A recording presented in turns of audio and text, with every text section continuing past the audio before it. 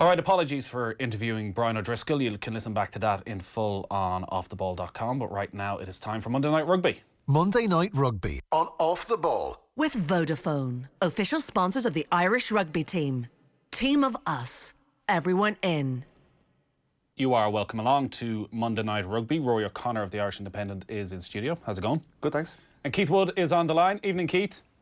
Good evening, Nathan. How are you? Very well. So this was a strange weekend just gone. There's this 11-week cycle, a hectic 11-week cycle where it's either Champions Cup or interprovincials for the four provinces. And this was the 1 week where there wasn't. It was just plain old Pro14. And maybe not surprising then, it is a week like this where it's plain old Pro14 that people start talking about other options that can maybe heighten rugby interest all year round. And the story was in the paper again at the weekend about a potential British and Irish league that could be launched in 2022, 2023. It would be a mix of the Pro 14 teams and the Premiership teams from England that is been backed by a private investment company that could see huge riches come to the clubs. Is there much in this, Rory? I think there's definitely something in it. CVC Capital, the private equity group, have taken a stake in the Six Nations and a major stake in the Premiership, are also moving closer to taking a stake in the Pro 14, although it hasn't been announced yet. So they are obviously doing all this for a reason. They have a strategy. Ironically, it could end up being a private money that finally sorts out the rugby calendar. And if they don't merge the two leagues, it seems like they're definitely moving towards bringing them much more closer together. There was also a report in the Sunday Times yesterday that the EPCR are looking at their structure from 2022 in terms of potentially reducing the number of teams in the European Cup, having more back-to-back fixtures in the manner that we're going to get in the next 2 weeks, which are, I think, there's a lot to like about the European Cup structure, and meddle with it at your peril.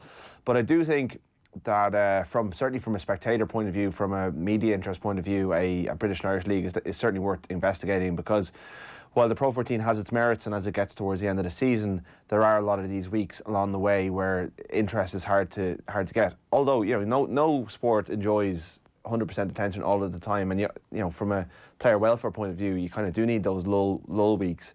Where you can rotate 15 players out of your starting team with mixed results. But I think from an interest point of view, certainly the visit of Leicester Tigers to the sports ground will be more appealing than the visit of Southern Kings.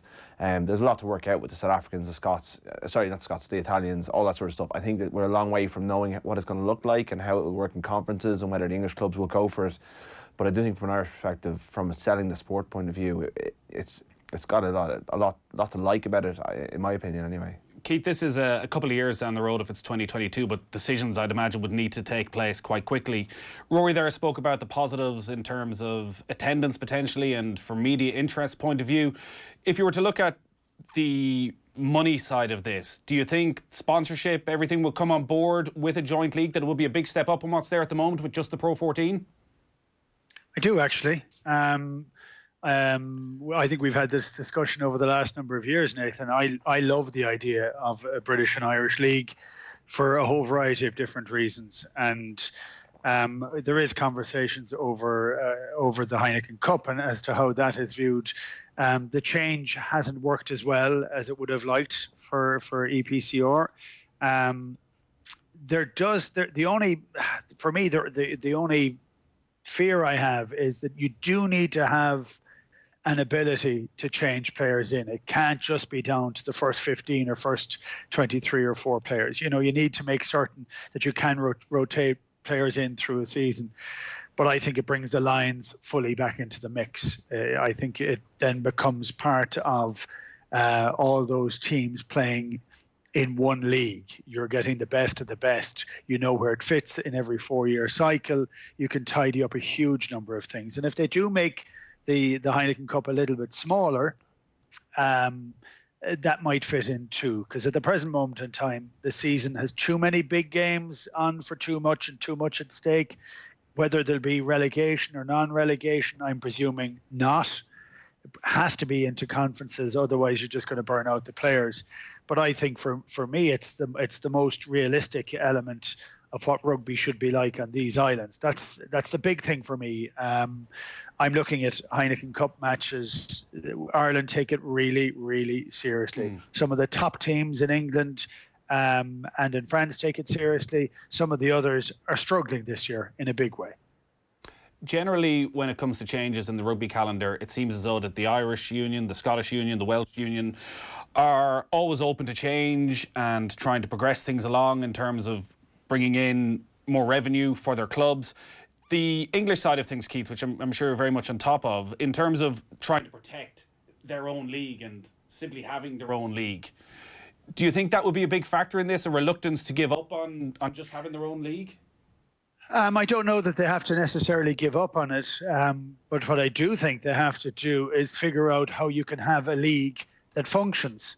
So a league that is losing millions hand over fist, and clubs who are losing millions hand over fist, with with a salary cap that isn't fully being adhered to, and like a lot of the teams aren't even paying the salary cap and are still losing money. So for me, I think all bets should be off. I think you really need to have a look at how to make this game be fully sustainable for as many teams as possible. So I think the spread that we've seen over the last couple of years for Pro14 to South Africa and the original spread over to after the Celtic over to Italy, I don't know that necessarily works for everybody, and it makes it very, very difficult. Like, we talk about player welfare. Well, I can tell you, traveling up and down to South Africa to play games is just not good for player welfare. So, if we ended up having a very competitive league on these islands, we're not too far from any airport to get there. I think, Keith, you got to be careful what you wish for. I mean, the RFU, I'm sure, are looking at the top 4 positions in the Pro14 as being Irish held at the moment as a good thing, but the depth of that competition, how is that preparing players to play international rugby, European rugby? It probably works for them right now, but if the Welsh continue to go backwards, for example, it's not working for them. They're not getting the income. Whereas if you lump in with the English clubs, I think you definitely do bring up the commercial potential of the tournament, and you suddenly bring money into the Welsh regions. As the Welsh regions get stronger, they're testing these young Irish players in a better way. So when you do rotate out that Glasgow have kind of been asset stripped a little bit. They've lost their stars, their coaches going. There's big questions in Scotland about the direction they've been, and having them as a healthy, they're moving in, and having them as a healthy, viable top club is really, really good for everyone, I think. Because it brings up the standard, and it just everything drives to a higher point, whereas right now, the depth of quality in the Pro14 is definitely questionable, and I think, bringing in those more regular games would be good. I do think there's definitely a realignment happening across the world. The Australians are trying to get out of Super Rugby. There's all sorts of things, like the plates are still shifting, as Keith has often said. It's still a very young professional game, and we're still figuring out where everything stands. I think the South Africans would love to pivot more towards Europe, which obviously would increase the travel times in this neck of the woods, but the Australians and the New Zealanders are looking towards Japan and how they can align with them in this kind of new world. So there's a kind of a part of a bigger picture, but I see it as win-win for Irish rugby to get involved if it brings up the standard across the board. Our rugby coverage is with thanks to Vodafone, team of us, everyone in. Let's talk about the weekend's Pro14 and the couple of things we might have learned. From the Irish province's point of view, you mentioned Leinster beat Glasgow Warriors 23-10. Lots of changes to all these sides, but 7 wins from 7 now for Leinster in the Pro14. Munster were beaten by Edinburgh 18 points to 16. Connacht 24-12 win over the Southern Kings, and from an Ulster point of view, they beat Scarlets by 29 points to 5. The question raised, I see in the last couple of days, Rory, would Leinster B win the Pro14? They do make a very good fist of it. I mean, even in the last couple of seasons, they've rotated heavily for the semi-final against Munster and still been able to get through against what's pretty much been the first Munster team both times. The calibre of player that they're able to bring in when they rest in their entire kind of Ireland starting team, their entire Irish starting team from the World Cup of the World Cup stars is scary. A lot of players with sevens experience, a lot of players who really look ready to go. If they were playing in other provinces, you'd think they would probably be in the European teams. Will Connor's man in a match, making tackle after tackle. Is really that a new thing? The players going down the 7 route first and then returning. It's new. Well, there's players across the provinces. But Robert Balakoon was good for Ulster the weekend. He's got 7 experience. It's just because Leinster end up supplying more players to every level of the Irish teams, and they get more of them. So it is new because sevens really wasn't on the radar until very recently.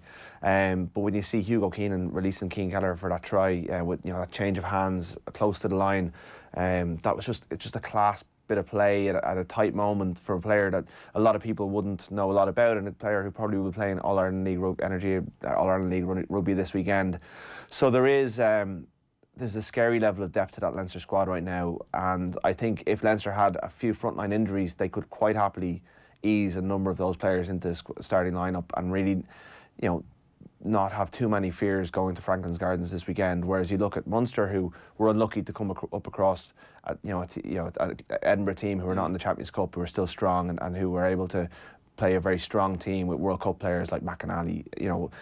They just don't have the same level of depth. Keith, it feels as though every week we're talking about another young Leinster player impressing, and this week a lot of the talk around Will Connors, 23, came through that 7 system that Rory was talking about there.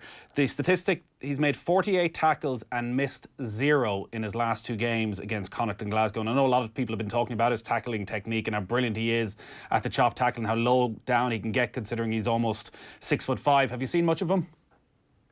Yeah, I've seen a fair bit of him. It was funny, I read on him during the week, he was talking about, I think it was Noel McNamara when he was in Clongowes, and tackling under a net. We used to do that back in the day. I've kind of bringing me back to Willie Anderson. He used to have a bamboo that he'd beat you on the back if you weren't going low enough, and you'd go in underneath the net, and I used to never strap my ears, but you had to strap your ears for that because you'd cut it with the bloody net. But I'll tell you what, you rucked low and you tackle low. That sort was a reverse form of belly dancing.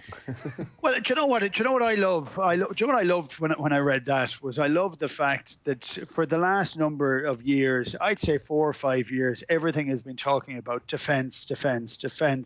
Now it's becoming far more talking about tackle technique and tackling. So we're seeing people push up in a very good defensive line. We have seen the big impetus from World Rugby on trying to bring the height of the tackle down low, but it's trying to get it down low and tackling properly. So the guys are getting injured by tackling poorly, hitting off the hip or hitting off a knee.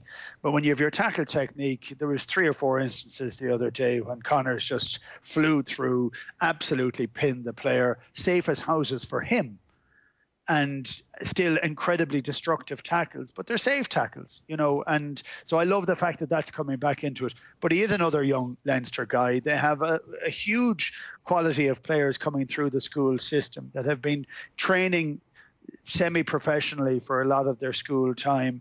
They're getting to academy level, bypassing academy in some circumstances, because their skill level, their conditioning is up to a standard. So, look, for me, it's funny. I'm a Munster man, but I get excited when I see these young guys coming through the system, because you just want to have as many good players as you can possibly get. And I think that's a joy to watch a guy that. He's had a couple of injuries. He hasn't been seen that much, but when he gets his chance, he takes his chance. It is interesting that he talks about Noel McNamara and his influence on that tackling style. And McNamara's now the Ireland under-20 boss, and it almost feels as though they're future-proofing their career with that tackling technique, because obviously it seems to be getting lower and lower, and if you at a young age are well used to that, you're not really going to have to change your game too much. And we've seen a lot of the players coming through, particularly at Leinster, like say a Gary Ringrose or a Josh van der Fleer, who have really excellent tackle technique, and even though they're up against bigger players, their technique just counts for so much more, because they're able to,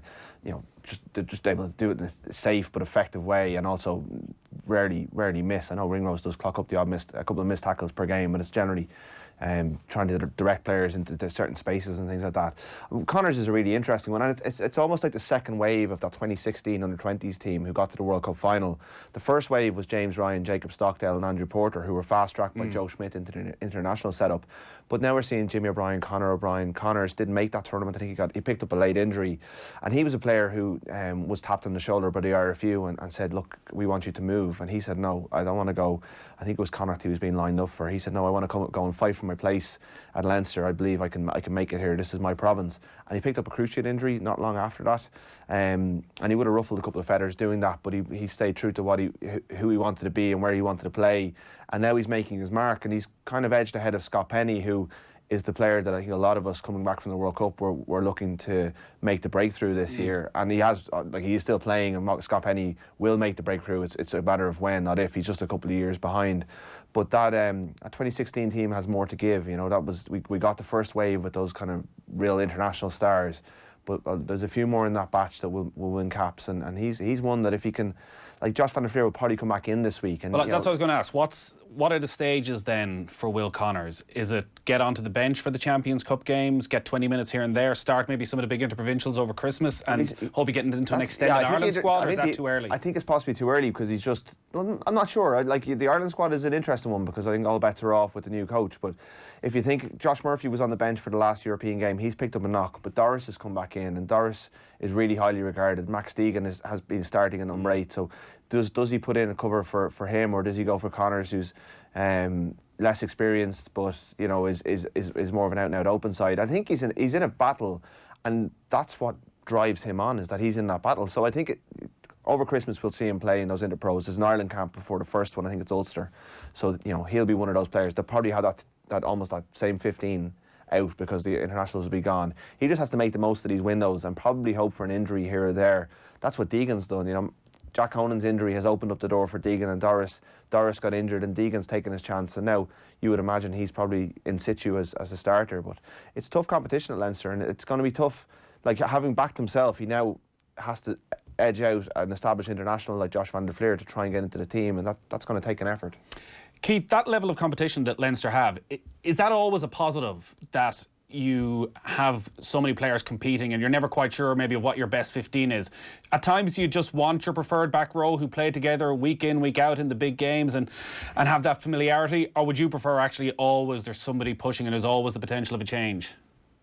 I think you do like a bit of stability, but you don't want too much. You know, you don't want any level of complacency. But equally well, if you look at the way the game has gone in the last number of years, the amount of injuries, especially to sevens, are just they're constant. I'd say they must be the most injured player on the field, and we're picking up a lot of injuries. Like 2 or 3 weeks ago, we'd have said post World Cup, God, aren't we in a very good position? Nobody's injured, and now you see out halves at Munster. There's a lot of injuries there. You see sevens in Leinster.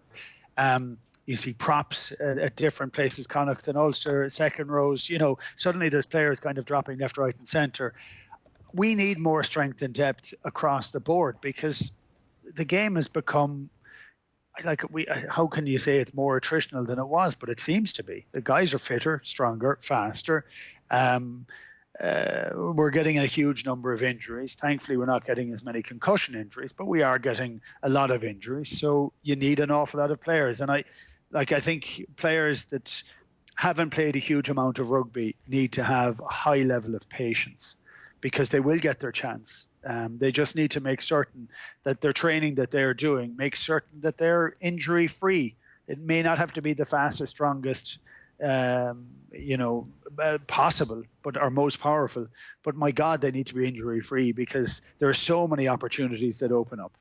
So Munster were beaten at the weekend 18-16. It was a very young Munster side. Ben Healy made his first Pro14 start, and at half he kicked 11 points, and they may need him over the coming weeks. You touched on some of the injury problems they have. Munster have issued an injury update today. Tyler Blayandell being rested for a number of weeks after he reported soreness in his neck, which obviously may be significant considering his history with neck injuries. Joey Carberry, they say, is progressing well, expected to make his return at the end of the month. All this ahead of Saracens coming to town at the weekend. And this feels, Keith, as though maybe a defining game both for Munster in the Champions Cup this year and maybe actually for the Champions Cup as a whole, when we see what sort of team Saracens come with. If they come locked and loaded, they're obviously intending to go and progress from this group. If actually they come and send a second string side, well, then you're looking at a real opportunity there for a lot of other teams to go and win this competition. They're still 22 points behind in the Premiership. That's where they are, that they need to do it. I think Saracens will be fine. I think they'll win enough of games. They have enough of quality on any team that they seem to put out in the field that they should be able to get a win. They're playing with a high level of purpose at the moment, with a chip on their shoulder too, and they're using everything that's said against them. They're using as sort of ammo to try and get their results. For me, I look at Munster.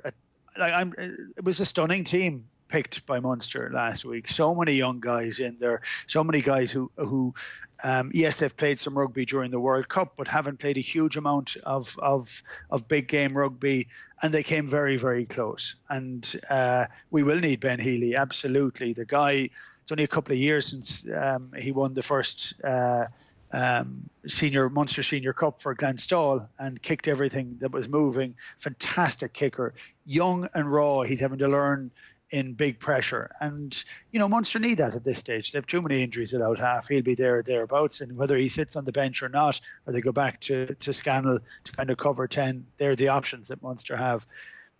It's going to be 26,000 people will be at the game at the weekend. That is going to be truly, truly extraordinary. It will be loud. It'll be aggressive. Saracens don't have any fear going anywhere. If they pick their team on their merits with no eye to anything else, that is a very big stretch for Munster, because Saracens have wiped the floor with everybody over the last couple of years. But Munster still would have the belief, I think, that they can go and get a win there. They haven't lost there in a while. They don't want to lose there at the weekend.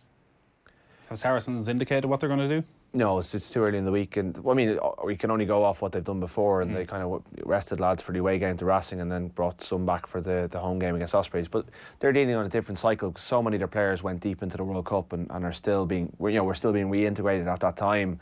Now you'd imagine they're dealing with a relatively free hand, and it's up to McCall as to whether he prioritises this game. Does he feel like he can get a losing bonus point while still resting a few and then win the home game? Because this pool, Munster's draw at home, has kind of opened this pool up a little bit for Saracens. I think that the points total probably won't be one of the, I think there's still a target. Yeah, I think you can still manage your way through it. So it's a big game. It's basically, Munster put themselves in a little bit of a hole by drawing at home to Racing. And if they don't go and win this one, if Saracens do come locked and loaded, it's a real test of where Munster are, whether they've progressed with, they're probably weaker with the fact that Matthewson's left, and they haven't really strengthened in their bench. Their starting team should be fairly strong. They're fairly, even though Carberry's out, Hanrahan's playing well. They should be able to match up quite well from the starting point of view, but they are missing a few, and if their scrum woes continue, they could be in a bit of trouble. Bleyendahl's injuries, they've been numerous down through the years, and he hasn't played half as much rugby as anybody would have wanted.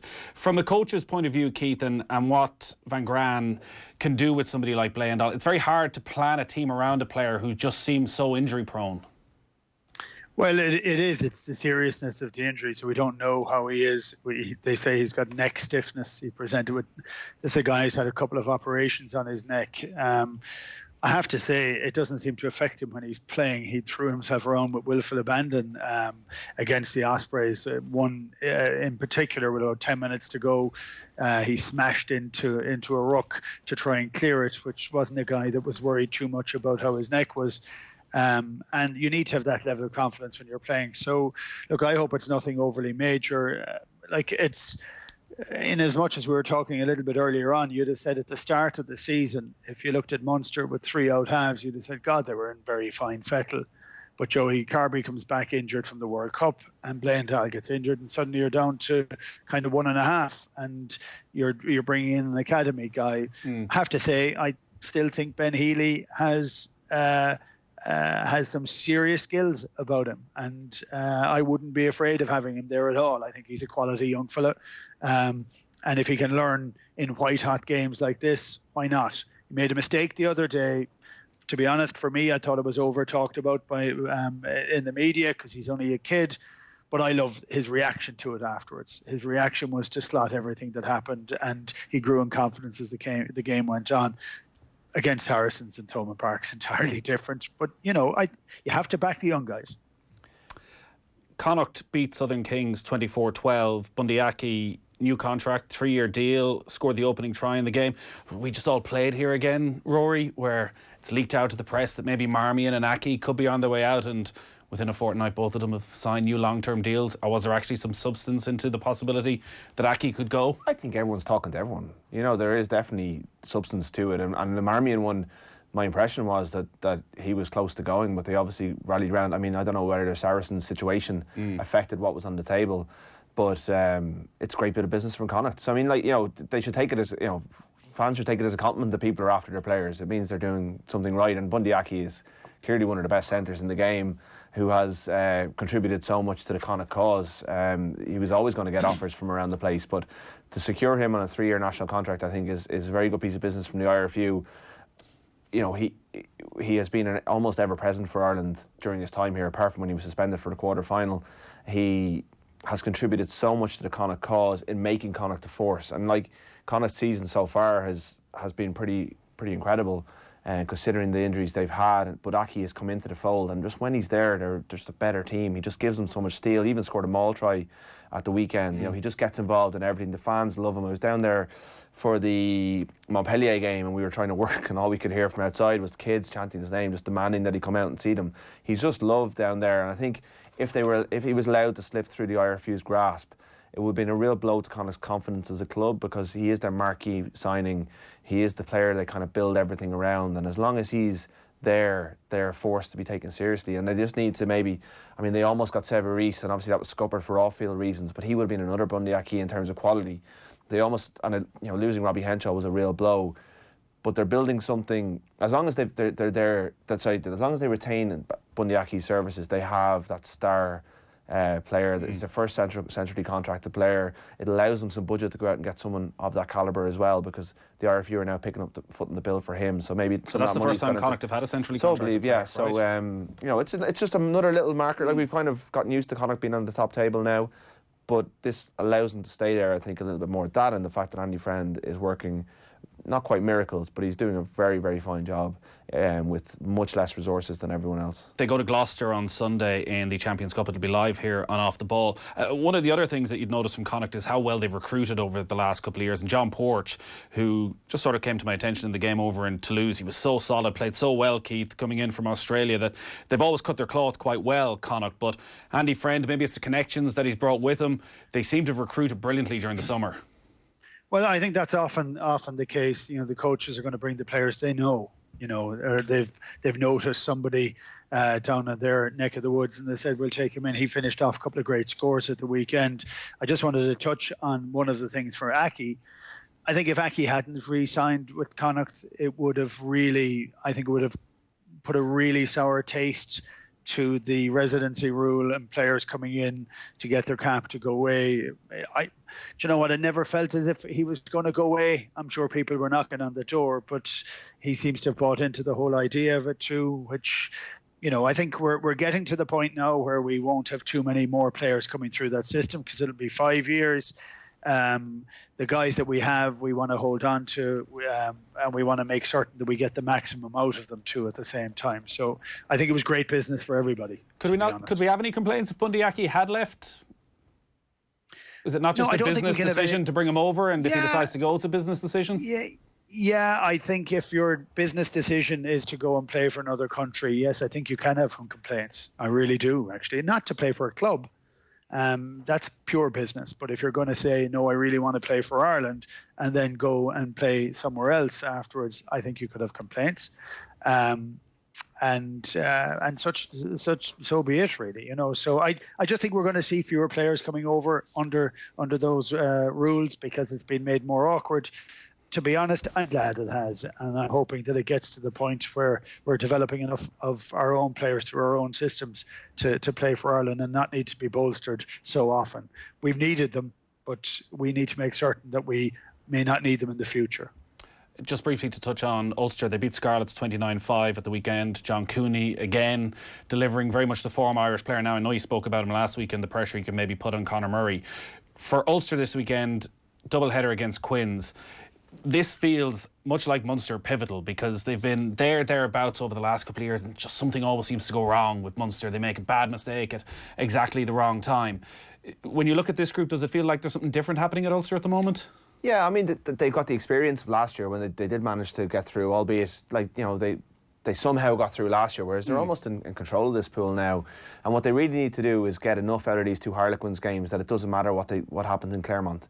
They kind of need to take Claremont out of the equation, and so that when they get the final game against Bath are out, they're already kind of there, and they just need to beat Bath and finish the job. So I think they're well capable of it. I don't think Harlequins are any great shakes. I think Northampton are a good English team. Gloucester are a good English team. Saracens are obviously high quality. There's not a whole lot out there beyond that. Exeter are very good. But, of the English teams, to get Bath and Harlequins in your pool, you're doing pretty well.